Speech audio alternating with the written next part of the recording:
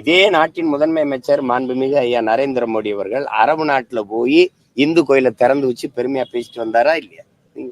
இருக்கா இல்லையா? சொல்லு. திறந்து வச்சு பேசிட்டு வந்தாருல்ல. எல்லா நாடுகள்லயும் சீக்கிய கோயில்கள் இருக்குது, இந்து கோயில்கள் இருக்கு. இப்ப எல்லாரும் அந்த வழிபாட்டை அனுமதிக்கிறா, இது பண்றான்.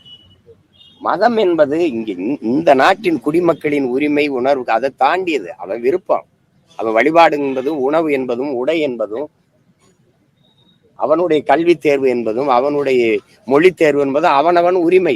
இது கட்டாயமா இதைத்தான் செய்யணும், இதை செய்யக்கூடாதுங்கிறது சர்வாதிகாரமும் இல்லை, கொடுங்கோன்மை. அந்த போக்கை ஆட்சியாளர்கள் கைவிடணும், மாற்றிக்கொள்ளணும். இது நாட்டின் ஒருமைப்பாட்டுக்கு இறையாண்மைக்கும் ஏற்புடையதல்ல. அது இதேதான் நீங்க முத்தலாக்கு தடை சட்டத்துல கொண்டு வந்தீங்க. நபிகள் நாயகம் தந்தருளிய சரீர் சட்டத்துலதான் பெண்களுக்கு அதிக உரிமை இருக்கு, முன்னுரிமை இருக்கு. நம்ம படிச்சு பார்த்தா நீங்க யாரா இருந்தாலும் ஏற்பீர்கள்.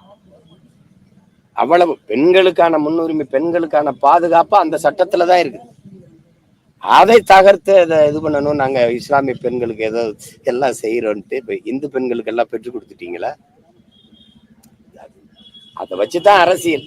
இஸ்லாமிய மக்கள் மீது ஒரு வெறுப்புணர்வை அது ஏற்படுத்தும் போது இந்து மக்கள் அதுக்கு எதிராக ஒரு மதத்தை பின்பற்றி இருக்கிற வெகுவான மக்களின் வாக்கை தன் பக்கம் ஈர்ப்பதற்கு, குவிப்பதற்கு அது பயன்படுது.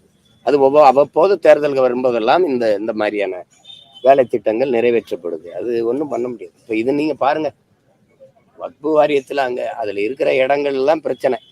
அதையெல்லாம் இவங்க எடுத்துட்ட பிறகு நாட்டுல வறுமையோ, ஏழ்மையோ, பசியோ, வேலையின்மையோ ஒன்றும் இருக்காது, ஒண்ணுமே இருக்காது. எல்லாம் ஒளிஞ்சிரும் பாருங்க நீங்க.